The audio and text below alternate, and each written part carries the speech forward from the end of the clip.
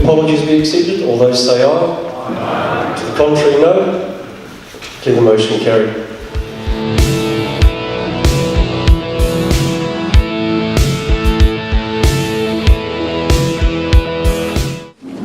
So I'd like to welcome everybody, especially the new drivers from Transit who have never attended our meetings before. I'd like to thank you very much for coming. You know, we've been watching with horror at the way you've been treated in the last couple of years. And it's not like we didn't see it coming, right? I know I've been coming here, it feels like, for a couple of years. And we've been telling people the combination of commercial contracting, PTOM, the employment relations rules in this country, and a council running them is a terrible cocktail for the workers who make the buses move in this city every day of the week. And you have strong support from the union movement, and we very much want to see and make sure that you understand that we're right behind you in this struggle for a better deal. I keep wanting to call what's happened here a train wreck, but I guess it's the wrong word, but that's what it feels like, and it's unbelievable to me just how this is unfolding and what a colossal mistake this council have made. It's not like they didn't know about it, right? We said to them, your union said to them, I said to them before the tender even went out, this is going to be a disaster. You cannot treat the drivers of those buses like they don't matter. You cannot treat them like they have no dignity, that they have no voice, and you have no respect for them. If you do that, this will not work. So what do? They continued on their way, and they kept saying what they still say, everything's going to be fine, don't you worry about it, we got it covered, everything's going to be fine. You've heard Chris Laidlaw say that over and over again we've said to them, well, nothing we're seeing is anything other than what we predicted. We predicted that when they let that contract to Transit would not want to talk to the bus drivers and their union. Here we are months later, Transit do not want to talk to the bus drivers and their union. When I went to the council meeting a couple of weeks ago, and I said to them, you guys just seem to be immune. You seem to be impenetrable when it comes to common sense and the voice of the people who drive these buses. And until you change your attitude and start opening up your ears, this isn't going to change. I don't enjoy coming to council meetings and berating them for their lack of acumen, their lack of judgment, their lack of concern and care for bus drivers. I said to them, every single one of you would have stood on a ticket because you would have said you cared about people, I guarantee it. You would have said you know how to do things, you've got experience, you make things work, vote for me because, I know what I'm doing. And if anything showed the public how you don't know what you're doing, it is the mess they've made out of the bus services in Wellington. And so my message to them was,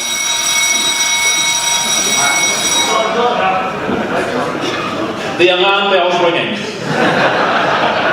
My message to them was, it ought to be ringing in your head, and until you start treating the drivers right, until you get a collective agreement with them, until that agreement's in place so that people will want to stay on these buses, you'll stop the industrial action that's afoot, you'll breed some confidence in this job, you won't fix this equation. Bus drivers are at the heart of this equation.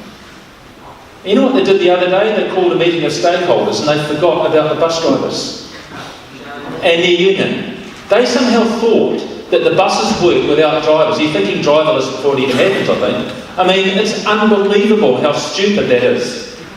So we left them with a very clear message. They came back to us and said, what can we do? I suggested to them that they would get their lawyers out to look at the contracts they have with the providers and start seeing what options they have to press upon those contractors to do a better job, because they are bringing this city into disrepute. I told them that I was in Melbourne the other day, and I had people telling me what a disgrace the Wellington bus system is. This has become an international disgrace for the city. And if we don't fix this now, people will start fixing it on the picket line and in the ballot box. So it's time that they sort of pulled their heads in and woke up. Since then, I think every day this has almost been on the front page. Since then, I think that council must be feeling more and more embarrassed. Since then, I know the mayors of this city and the surrounding cities are embarrassed by this service. So here's the thing, right now is the time, if there was ever a time for you guys to speak very strongly with your voice, to stick together and let the city know, as you have been, you want the best bus service in the world, you want the best jobs and bus drivers in the world, and there needs to be a massive change before we get there from here, and you're up for it, but you're not going to be dictated to by contractors and councils who seem to think you don't matter. You deserve better, you deserve a dignified job, your voice matters, and the CGU is right behind you and making sure you're heard. Kia ora, thank you. The public and the workers' movement now relies heavily on this union, the Tramways union, to protect public transport and to lead the growing call for justice and dignity for workers.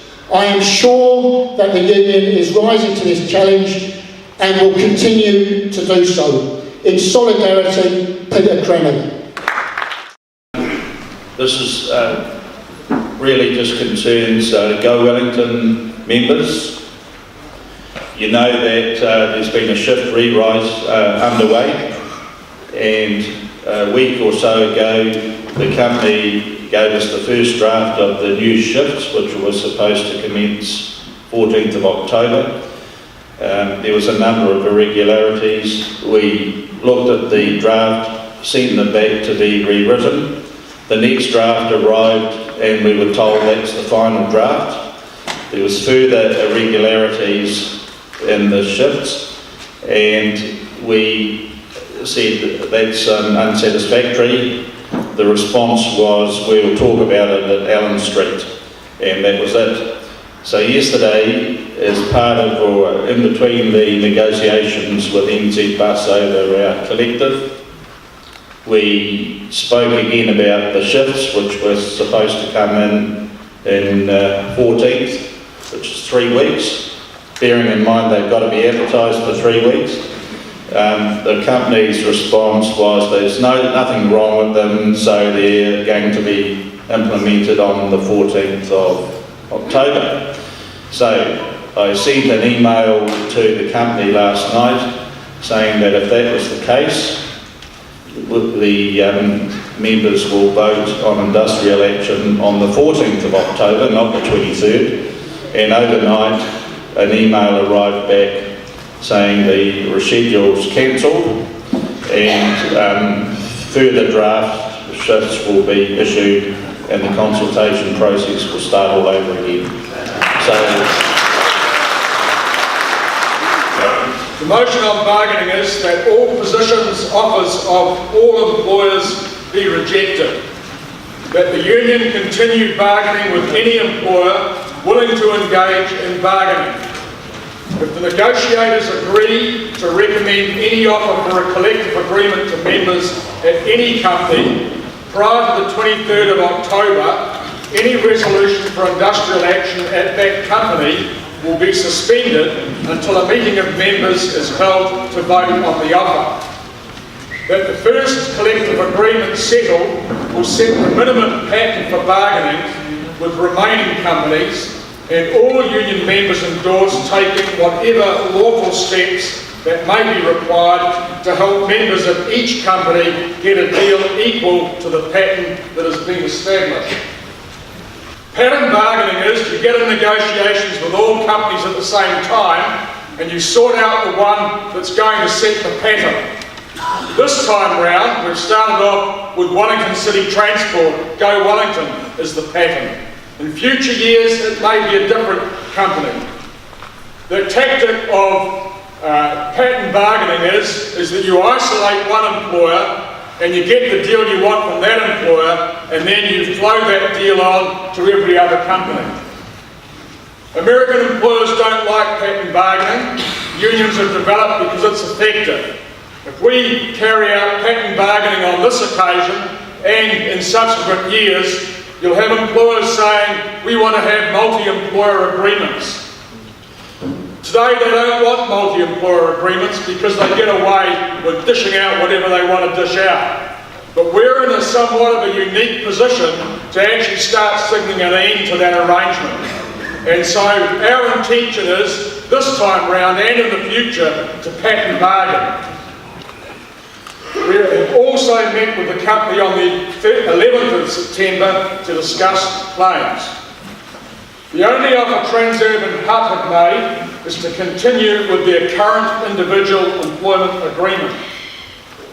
The company directors, while this has been going on, have tried to undermine collective bargaining by having the message spread around employees of the company that the Go Wellington collective agreement would cause Transurban Hub to cease business.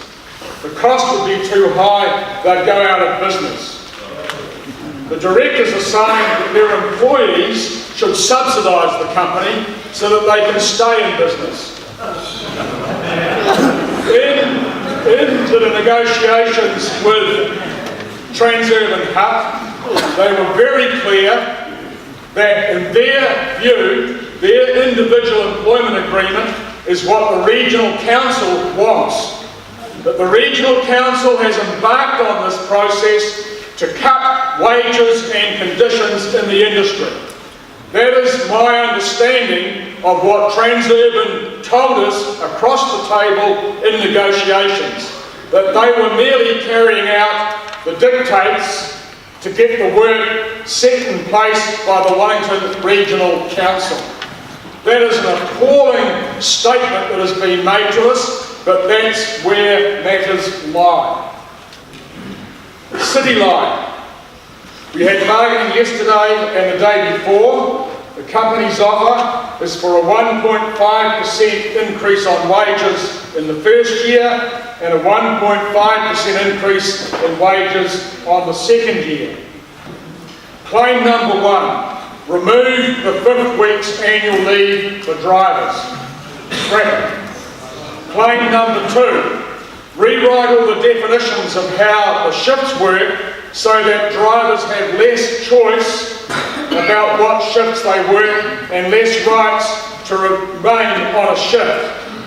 There could still be quite a long way from them, but the Transurban collective agreement, individual employment agreement, reads as follows.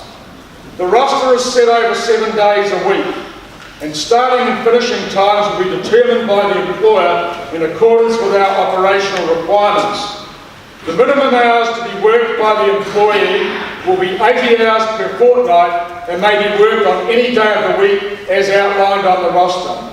The hours and days to be worked may be varied by the employer in accordance with business needs and operational requirements. Variations where possible will be mutually agreed. The wording of that clause is actually the heart of our problem. Madge has exactly the same.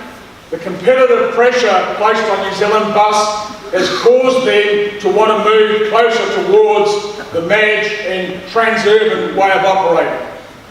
The idea behind the flat rate has got nothing to do with not liking penal rates or anything like that. It's simply so that with an hours of work provision like that, you cut driver numbers to the bone and work the cheapest possible way.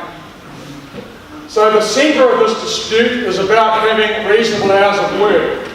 What that Transurban hours of work provision says is, if a bus service operates 19 hours a day, 7 days a week, then you, as an employee of our company, must be available to work 7 days a week, 19 hours a day.